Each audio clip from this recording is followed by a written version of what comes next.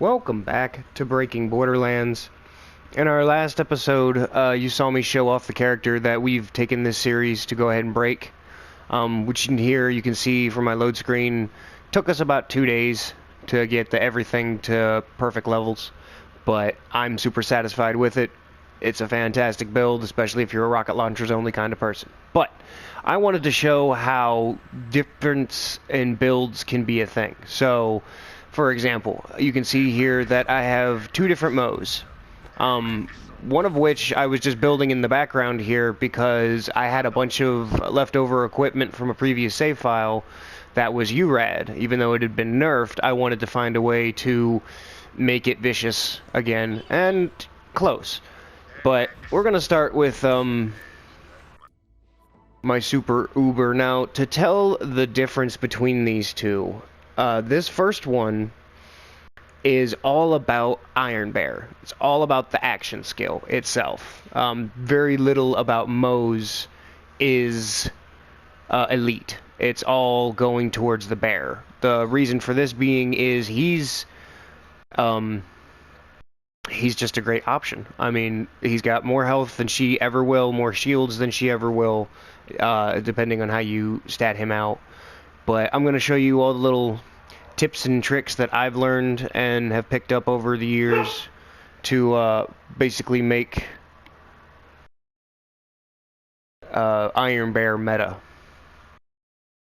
So again, this build is all about Iron Bear. My other one is a little more oriented towards Moze being the badass. So, first one we're going to discuss, we're going to go over the skill tree. See here in the green, I've gone 5 out of 5 in Cloud of Lead, 1 in Daka Bear in Redistribution, as well as Russian Offensive, and Specialist Bear, I've gone 5 out of 5 in Scorching RPMs, and 3 out of 3 in Stoke the Embers. Again, we just needed to get down here to make sure that the Specialist Bear gives that extra damage, because you want to double up on the weapons you're using, as well as it unlocks your options for your minigun and your salamander. The salamander is going to be our first example of an interaction that you can make. So any weapon that has elemental critical hits can cause status effects to explode in a nova can apply to the salamander because it is pure elemental damage. So the way that works is if you can get criticals to go off, you see that green nova that went off? That's a little bit extra damage. That's a little bit of crowd control if things are standing together, but you have to get the crit. That's the only downside. Now, benefit as well is if something is under a status effect. Let's say if this guy's melting. Well, I'm doing too much damage as it is, but let's say that this guy over here is melting. If at some point in time that melt damage can get a critical, you can get that to go off. But I find this to be entertaining.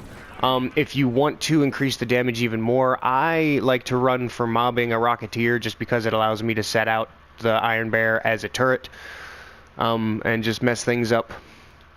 But if we were to switch to the Minesweeper, those critical hits can also throw out a micro grenade, just increasing the damage of this setup entirely.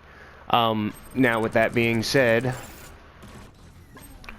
I normally don't run that. The only reason I'm holding a Butcher is because of the fact that the Butcher is one of the best options for next 2 mags, because when you hop out, you can get those next 2 mags to stay infinite, because the Butcher almost never runs out of ammo as long as it's a ×3 variant. Not to mention, we can help add ammo back to the clip with landing critical hits from redistribution. But let's get into the rest of the skill tree. I only took 1 in Security Bear out of the red tree just for a little bit of damage reduction. Blue tree is pretty self-explanatory. We took 5 out of 5 of Fire in the Skag Den to give our splash damage bonus Incendiary. We didn't take anything in Torque Cross Promotion just because that splash damage radius, if they're too big, they can hit you and you go down. So I just cut that out. Instead, you gave it to Stainless Steel Bear, take 5 out of 5 just to give him armor damage and fuel, as well as deadlines for more fuel. You're going to pull the Holy Pin just for that grenade critical. Auto bear because it is just nice to have, especially if it's only for the 15 seconds. It's still very useful. We also took explosive punctuation 5 out of 5 just to get more of the action skill cooldown rate to get bear back out faster, and then short fuse just to get that extra gun damage from explosions. Pardon me. And then purple tree. We took really big guns 5 out of 5 to enhance Iron Bear's damage even more. We took biofuel to give Iron Bear and ourselves a little bit of health regen on ignition. We only took 1 in big surplus to move the tree down because you're almost never going to be out of Iron Bear, and at 2% for matching equipment, just I do that in the other build with the matching equipment. It's more elemental based, but still, for whatever elements you got going on, just increased status effect chance and damage is always nice. Fired up just to give some more fire rate, more maximum fuel and action skill cooldown rate from 5 out of 5 in nitro. I can't pronounce that word, but anyway, in the engines, in the nitro engines. So then we took the full row here just to give some damage resistance out of feature creep, to give us more cooldown from elemental damages from limit break, and then to give us more elemental damages as the stacks go with superior firepower and then running on fumes. Because again, we're just trying to have Iron Bear up and active as much as possible. That's the idea. But normally what I end up running is the miniguns with the cryo damage, just because it'll allow your miniguns to fire the longest. I run an icebreaker, and then if I'm mobbing, I like the Rocketeer just because I can throw him out and keep him out. Now, if you can see, I'm running a messy breakup. The reason I'm doing that is because that gives us an extra drone that is a constant while ever we're in the Iron Bear, and then you can add a Dark Army to that if you wanted to. So now, outside of the bear, you have 4 drones attacking, and then inside of the bear, you still have 4 drones attacking. Now, mind you, on this Dark Army, I have splash damage increased on exit. The reason being is because I like to hop up here into Daka Bear, the turret, and now all of the splash damage that I'm getting from short fuse is being translated through the Dark Army and increasing the splash damage that they can do, as well as the splash damage the Dark Army does itself. And if you get its reload effect to go off, all of that splash damage will go to the drones as well. Super awesome. I like that whole strategy. Another thing that you can do here is I have a Boogeyman with next 2 mags. The next 2 mags just to boost its damage, but just like the Butcher, it does not run out of ammo. But the Boogeyman also has a special effect of on kill. It can summon a Boogeyman skull to track other targets. So let's go ahead and see if I can't get myself a kill here. And there he spawns. So that can translate to the miniguns, which the Daka Bear turret is considered. Now you can see I'm hitting for, millions, 820 something normally. Now, if I switch to my Unforgiven here, you can see that I have it with the anointment to give the minigun increased damage, which is nice. But one of the beautiful things about the Unforgiven is it has, this is a minimal 340% critical hit damage. I think it can go all the way up to like 420 or something like that in critical hit damage, but that can translate. So, for example, you can see now 22 million off of a critical. 4 million off of a regular. So, you've essentially doubled the damage with a chance of just, let's see, that went up from 2 million, 11 times the damage. Sorry, my brain doesn't math very well, but this is, sadly, the critical hit damage does not apply while you're in Iron Bear, but increasing any of the weapons damages is fantastic. You can see there I got a 9 mil off of that. So technically you can get more damage from being in Bear, hence another reason that I run the Rocketeer. But the most damage that you can get out of this build has got to be a Minesweeper. Now, you're not going to have Bear out for whatever. Like, instead, with the Rocketeer, he'd stay out for as long as he has fuel. But now he's only going to stay out for 15 seconds. But with the Minesweeper, especially if that grenade goes off, you're not going to need longer than that anyway.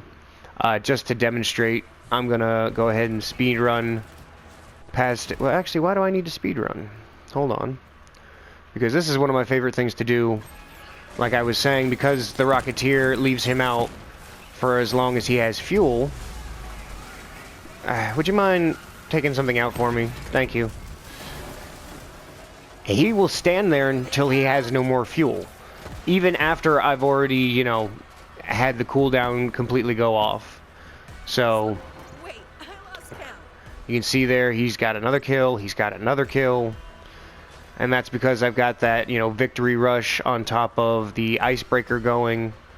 So, him doing cryo damage is vicious. It is the best for mobbing. Now, cryo damage, you can't freeze bosses, but it's still fantastic damage. So again, we've got more enemies, so I'm gonna throw them out. Now the beautiful thing is, if I decide to hop up into Bear here, take my time to help him out, the only issue being is if he decides to turn to face another enemy, it will mess up where you're firing. The turret seems to have its bullet trajectory turn with him instead of stay stationary. But you can see there, I've already got him on full cooldown. He's ready to go again.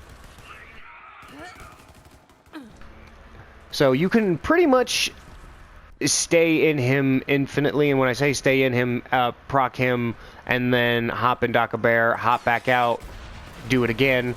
So if you are running your Minesweeper, which is just the best damage you can get out of a Moze, then it's still infinitely, or easy enough to infinitely stay in the machine. So hop out, get in. And now while you're sitting here in Bear, they can't hit you, they hit him. So now you're an extra turret pumping out so much more extra damage.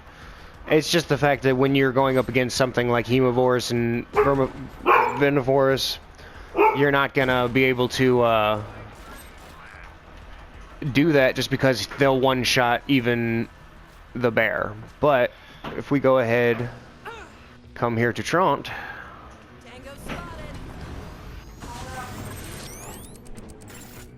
And again, if you're using the Dark Army and the drones, they have a little bit of fire up while you're getting this all booted, but see if we can't get the critical to... Yeah. This is a boss melter. When you got that Unforgiven, just because you can translate that critical damage. Totally boss. But let's say you're like my one buddy. He always loves to run gunners and the such, but he didn't like the fact that, you know, if I want to play Mech Warrior or, you know, Armored Core or Titanfall, I'll go play those. Why is my gunner always in a mech? So, with that being said, that's one of the reasons I like to have two different options for Moze myself, is because he makes a good point. Yeah, we're just running around in a mech. Again, there are so many other titles that allow you to do something like that. So, instead, my personal take... on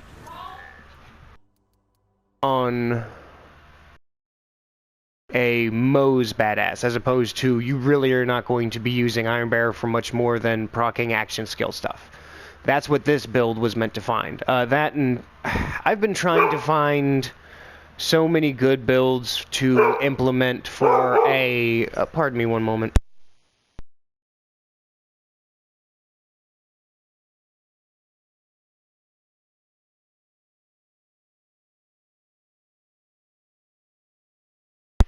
Sorry about that. My puppy was going nuts. No, what was I saying? So anyway, this build was, again, I just basically needed a mule to get the URAD stuff out of my safe, out of the bank. So that was the beginning of it. But I've always wanted to find something that made the spark plug vicious, as well as the mana well. So that's where this has all come in, and how I personally like to play it.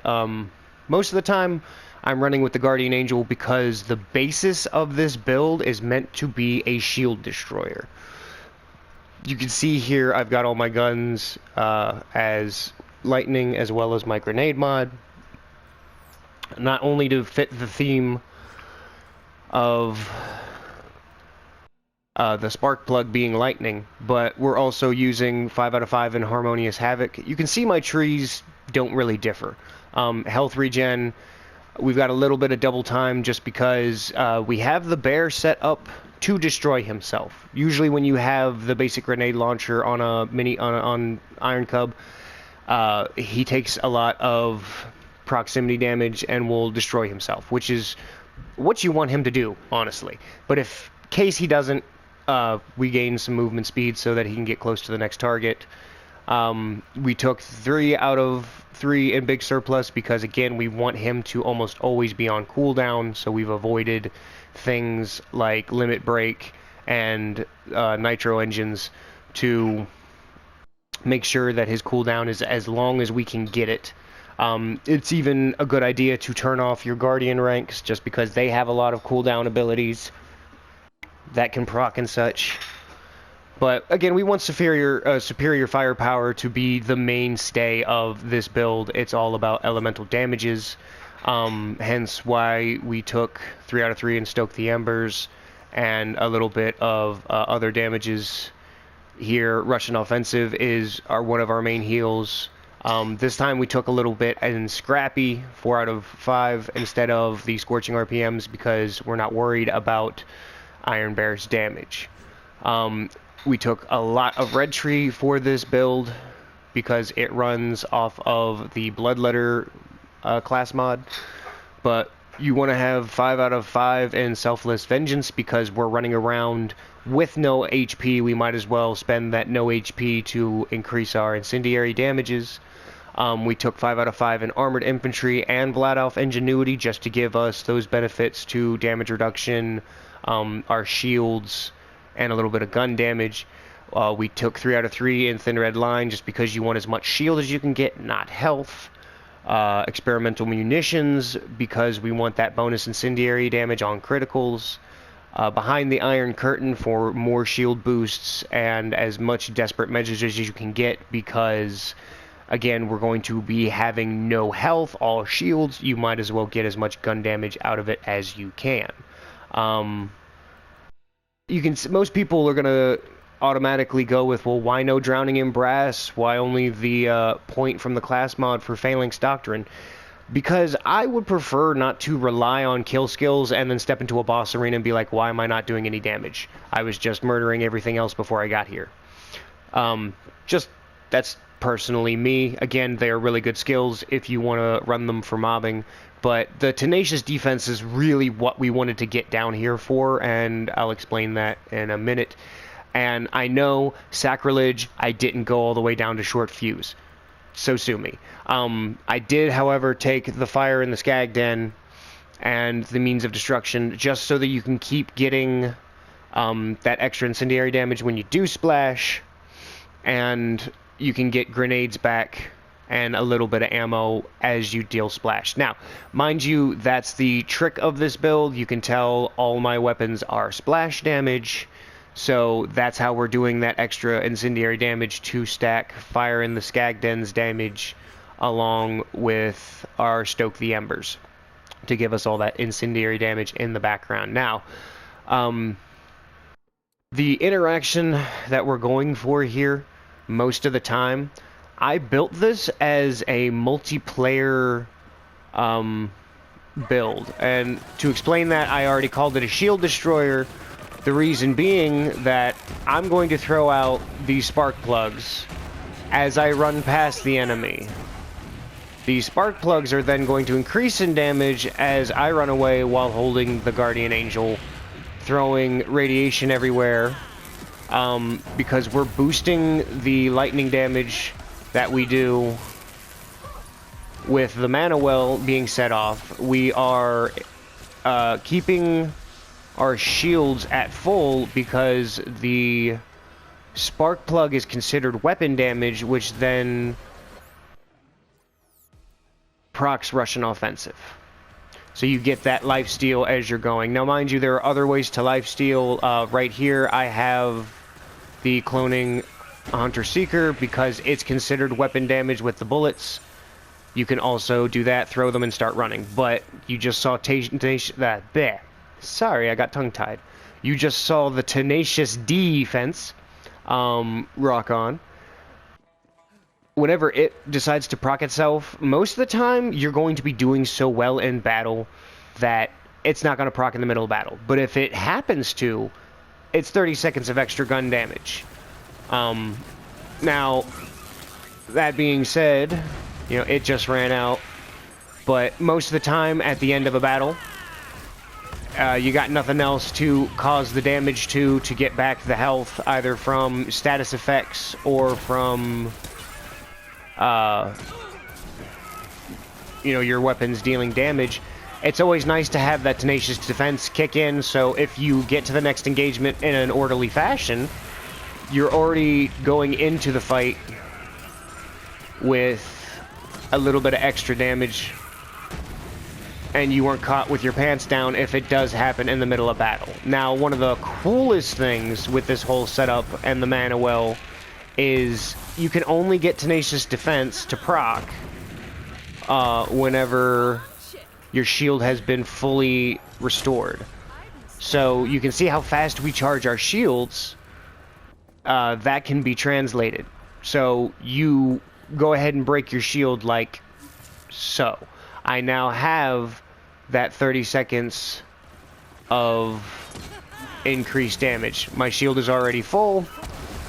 I can just go ahead and let that break, and it'll proc itself again as long as it's not active at the moment. So you can see I still have a few seconds left on it. Oh, it even does proc then. So yeah, you can reset that thing. Now, most of the time I'm trying to keep my my shield full just because why wouldn't you?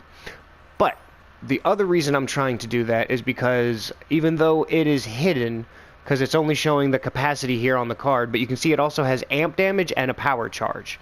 So I'd prefer if that power charge was a health charge, just because through the blood letter translating all your healing to shields, it would just be more survivability, but I'll take damage. The main thing being is I need to switch something up. Now, the reason I'm not running this at the moment is because, where are you? There we go. The Chupa's organ. The reason I don't like running this is because of the fact that this only works on things that have a health bar. But that health bar, it goes straight for instead of the shields, and now that it is a life-sucking, you know, a leech effect, that's another way for you to keep your health up, or keep your shields up, I mean. But the problem with that, of course, being A, it's all grenades, and B, they have to have a health bar. But when you've got that much regen on your shield and amp damage on the mana well, it is very easy to have all your shots while running be amped. So I know it doesn't sound that fantastic, but it really is. And again, with the Guardian Angels effect, you can get the spark plug up to amazing amounts of damage. Not so much when it comes to the grenade, because it's only adding about 200,000 damage per tick. But then the explosion becomes amazing, and you can see how the increase in that damage is incredibly good for your shield recharge rate. So, and again, if they take any other damages, they'll be increased, but it's all about how much distance you have from the target. So the more distance you have, I think it's 25 meters, it can go up to 400% damage on And that's the thing, it's on not just your guns or the projectiles from your guns. So, for example, you fire off a Plague Bearer and then switch to this thing. It gets that damage increase, but it's the same thing for your grenades, it's the same thing for the spark plug, it's the same thing for Iron Bear, which you haven't even seen me throw him out. I don't really need him. Honestly, the way that I like to use him is to start the engagement, throw him out, throw out a spark plug, and then go about my merry. Because either he's going to go ahead and do some damage in the background, or he's going to off himself by trying to do damage in the background, and then that's going to allow... Yep, there he went. Now that's going to give all the stuff I do extra incendiary damage. So you can see there I had 6 million in incendiary. It is rather ridiculous. Another way I like to use the Guardian Angel is with the Storm, because the Storm doesn't do that much damage with its secondary orbs unless you've got the Guardian Angel equipped. So, yeah, I like this build. Now, I'm going to tell you right now, taking it into like a takedown or something like that, that's where I say it's a multiplayer type build, is because I'm going to come in with this character and put spark plugs everywhere. Anything that has a shield is going to have no shield no more. That's when someone else is going to come in with corrosive or something else to take out armor, because that's really the main thing about this build, is you don't stand up to armor very well, but you can still chew through it because there's incendiary damage, radiation damage, and electricity damage constantly going. Again, you can change your grenade mods and whatnot as per necessary. He moved too far away from the spark plug. But you want to have matching elements just to get as much gun damage as you can out of... what skill was it? I'm drawing a blank on names. Harmonious Havoc. That's really it. I'm getting 10% per matching item. So, with me having 4 guns and lightning, I'm getting 40% gun damage. But then I can sit here and go ahead and put my Hunter Seeker back on just to give me that extra bit of gun damage. Not to mention, the Hunter Seekers are a little bit easier to proc because, again, with Russian Offensive, we can get our shield to recharge through running and having the bullets of the grenades do damage, instead of relying on a health bar to keep us nice and fully charged on our shields.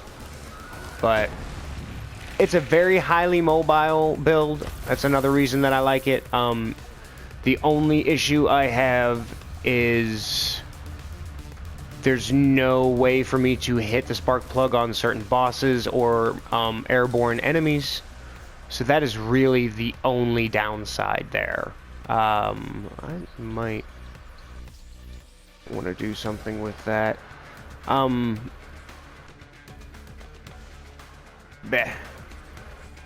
But there's a bunch of cool stuff that you can do with the spark plug.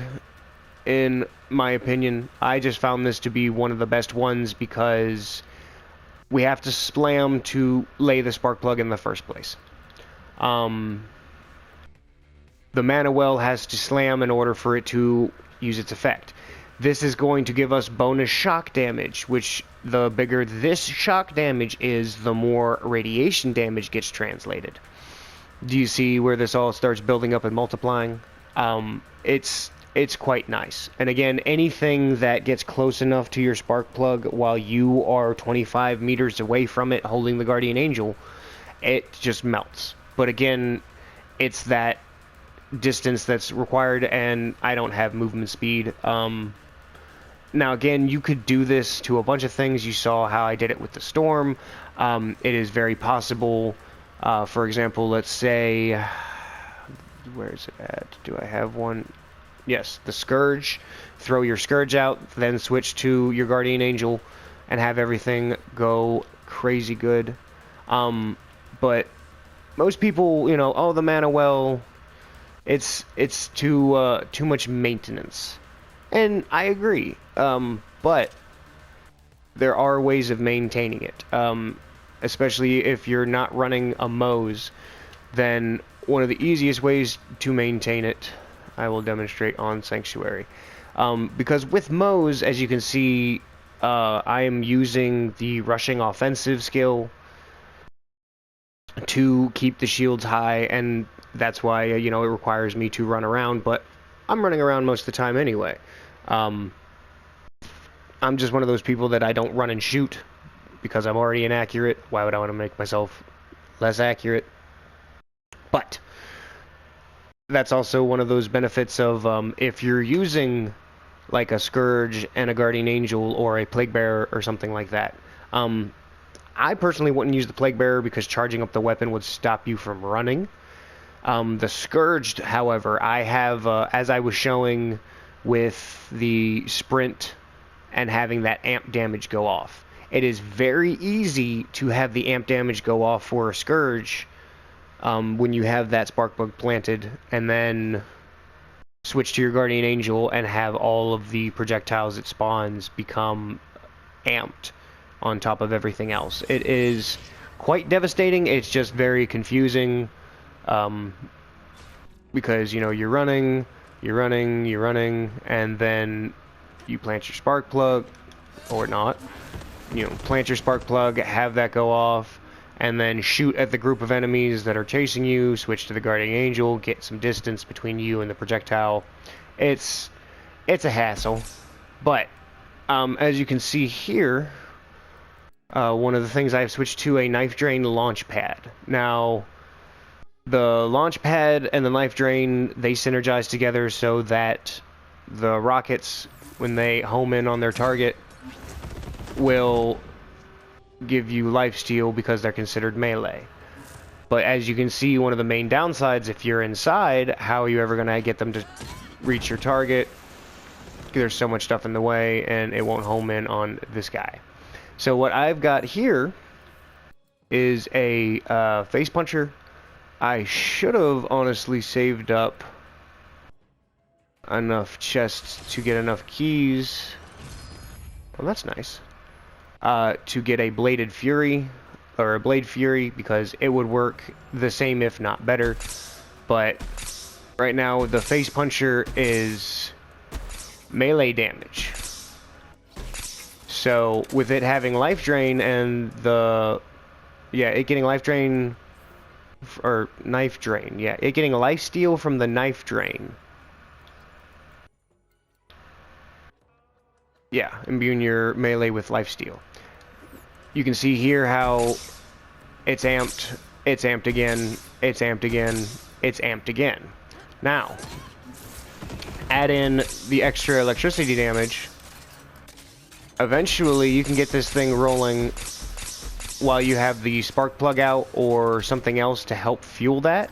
You can make all this amped damage and run around with an amped face puncher. Same thing being if we were able to do that with... I don't see why we wouldn't be able to do that with a Blade Fury. It makes sense, especially if you're running, have the thing out.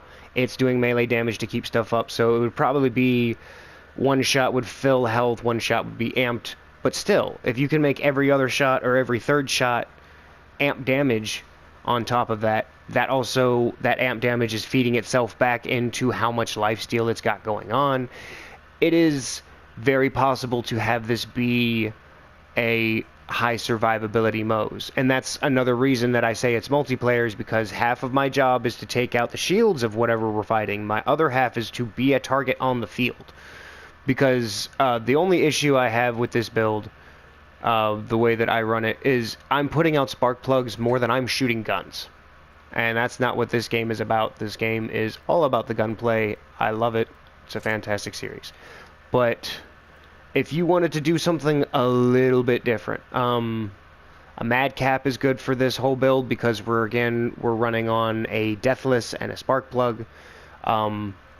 Even though you're not going to be getting the damage of the Mana Well, you could even run a Revolter with the Action Skill Anoint, but the problem there being is I've got this extra fire rate and damage for right now, but the issue then switches to that's gonna wear off, and my Iron Bear hasn't disappeared yet. Even if we have him set up the way we do to, you know, go Harry Carry, it's still going to be about 15 seconds. So even though it's possible to have the Revolter going all the time, it's not a guarantee that Iron Bear is going to bite it when you want him to. So the Mana Well is just an option to have constant electricity damage in the background besides the Revolter. But originally, it took me forever to get the Madcap. I don't like playing Arms Race. I'm no good at it. I'll admit it. But it took me a while to get my Madcap. I've even put a Beskha on it. It is wrong, especially in your firefight scenario where they use nothing but bullets. A Beskha works, but I found this to be a very interesting interaction with the Alcepheus. Now, mind you, again, we're running a deathless build, so us having 1 health kind of negates the fact that you get that 50% resistance to elemental status effects while the shield is depleted, because if the shield's depleted, we're in fight for our life, and what good is elemental resistance going to do to us then, besides, you know, keep us in fight for your life a little bit longer. But the secondary effect of the Alcepheus, or however you say this shield, when damaged, regenerate 3% of your maxed health per second for a few seconds.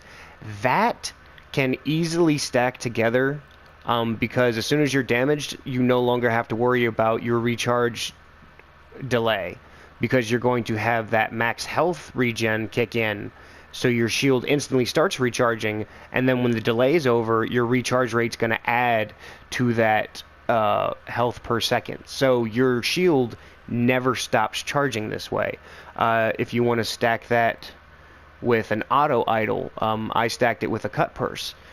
That way, I also stuck cut purse with a victory rush, because that's just always, the victory rush is just a really good artifact.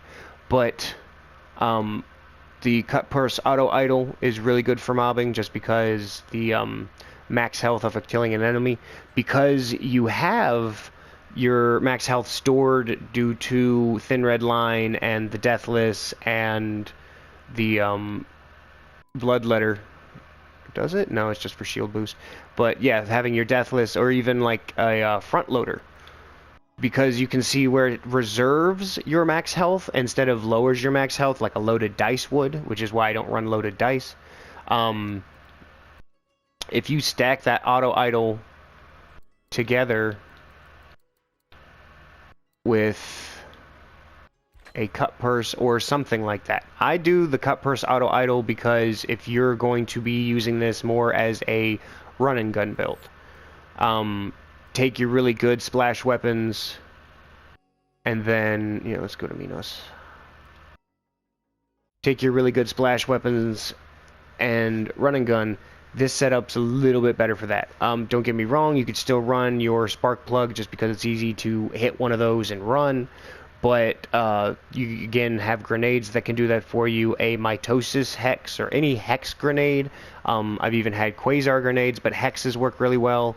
If you can happen to find one because the RNG was good to you, a cloning maddening tracker can work really well. Well, hold on, sorry. Not the cloning maddening tracker. That's if you have Vampire. This build does not. I was thinking of my other one. But the hex grenades count, at least the beams that the grenades use are considered gun damage, so that will have your rushing offensive proc as well. I'm not going to go true because I'm going to struggle with this, I'm not going to lie. I just want to illustrate that you can still run and gun with this build. You won't get the extra damage from the Mana Well, but you can fight the Mana Well while using the auto idle with your cut purse. But I just want to show how, you know, I take damage, my shield is already starting to recharge.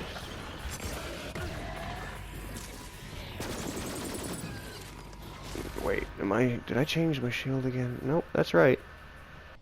So yeah, for that few seconds after taking the initial shot, you're just going to already start recharging your shield and then you can use whatever else you have for your healing to help recharge it. I just thought that was nice. And then again, you can steal back your ammo because it's a cut purse. Yeah, I thought that was nice. But I also threw in an atom bomb just to test it out because, again, we've got radiation damage going constantly in the background. It's good for mobbing, but it's only because it's increasing the aura damage. It's only good at increasing the damage of, well, this radioactive guy is standing next to this other enemy, that other enemy is taking more damage. It's good, but you can get more out of other things. If you wanted to be a complete lunatic, you could take your lunacy with a madcap and then your bloodletter. But again, I'm not entirely sure, actually. So almost 500,000, and I've got a few stacks of, just a couple of stacks of Phalanx Doctrine.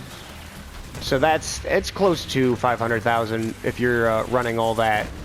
But the thing with Lunacy is it's not that easy to find. This one just happens to have health regen on it to stack with this health regen. So that gave me, it gave me over almost 2,000. No, yeah. 1980. Yeah, so almost 2,000 health per second, which translates to 2,000 shields per second. So that's one of the main reasons I did that. But when you have your Deathless, you can see that it also has the shield capacity increased of the same, but also some extra benefits. So I prefer to run it that way. Again, if you're just using this as a run and gun, then just watch your shield. Anytime you start to get too low, you can throw down your spark plug and start running. But that also cuts out you getting that extra damage from the mana well. So I'd rather take damage. Yeah, I have over half of the shield I just did gone, but it's also very easy for me to get that shield back and have that damage increase. Yeah. Now, which one of these do I prefer? It's all a matter of feeling. If I'm, you know, needing to get through this, the Guardian Takedown, this ain't the build for it. I'm gonna need help. Another reason that I call this a multiplayer build is because of the fact that by myself, it is still very easy for me to fail this, not get far enough, or just have to take 2 hours to get through it. Whereas my other build was meant to be played alone and was built that way. So all the damage I do is all me. Oh, come on, he died. But yeah, all the damage that I do is, even though it's not all me, it's a whole rack ton of damage. But that's really just what I wanted to illustrate is, you know, if one build isn't working for you, or you don't want to use the build that everybody else is using, because I have seen plenty of Moze builds that were all about the bear. There are options. There are ways to play. It's all about what you find fun. Me, I find it real fun to just keep throwing down spark plugs and doing the best I can. But that might not be your thing. So it's when you throw things around and, you know, go for the run and gun side of it all. But hopefully you found this entertaining and informative on, you know, the differences in play styles. Hopefully I'll see you in the next one. Peace.